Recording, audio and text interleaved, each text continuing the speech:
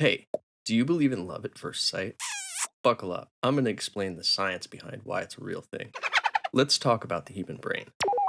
Your brain processes an incredible amount of information. The human eye takes in 57.6 gigabytes of information a day. If you've ever run out of space on a 64 gigabyte phone and had to purchase a cloud subscription to store your photos, you know how much information that is. That's 15,955 photos taken on a 12 megapixel phone camera. So your eye takes the equivalent of 15,955 12 megapixel photos per day. It transmits that information to the brain at about 10 megabits per second, as fast as your high-speed internet.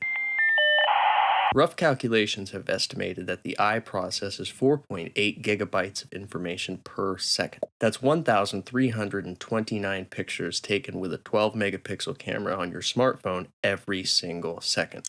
Not all of that information gets passed along to the brain. Only the most crucial information is sent to the brain, like whether something is a threat, food, or hey, good looking. Say you're on a first date with someone. Your eyes don't need to tell your brain what color the wallpaper behind them is every single second. We make quick judgments about things. We only stop and pay attention to things we find really interesting. Only the most essential elements of someone are considered. We evolved to quickly assess things. That's how we found our own lunch and avoided becoming someone else's lunch. Research has shown that it only takes 50 milliseconds, 1/20th of a second, to judge whether something is aesthetically pleasing or not. It doesn't matter if it's a website, a sunset, a piece of food, or a person. Research from Princeton University showed that within 1/20th of a second, two people know whether they're attracted to one another or not.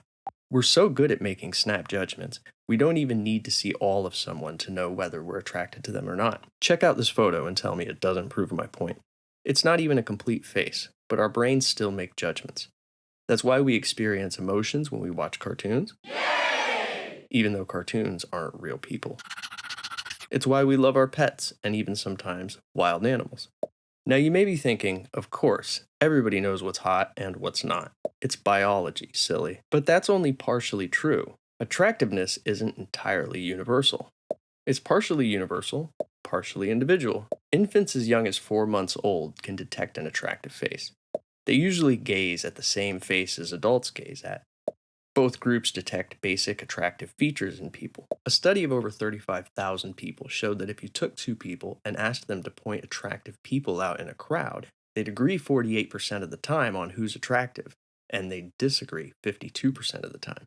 And your preferences are mostly shaped by your environment, not your genes. When most people experience love at first sight, they're describing an instantaneous attraction to a potential partner.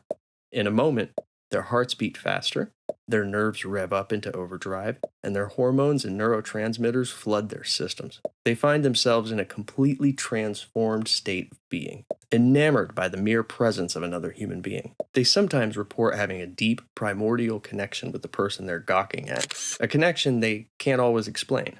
It's a tragedy that English has only one word for love. Greek has 8. Eros, philia, agape, storchi, mania, pragma, philavtia, and possibly erototropia. These are different types of love. There's familial love, there's the love that you have for your friends, there's the love that you feel about the hobbies and interests that you're passionate about, and much more. One kind of love is eros, or attraction. It's where the word erotic comes from in English. What people are describing is a sense of eros, attraction for someone that they just met. But it's in its infancy. Perhaps erototropia is a better word, which is an approximate equivalent of saying courtship.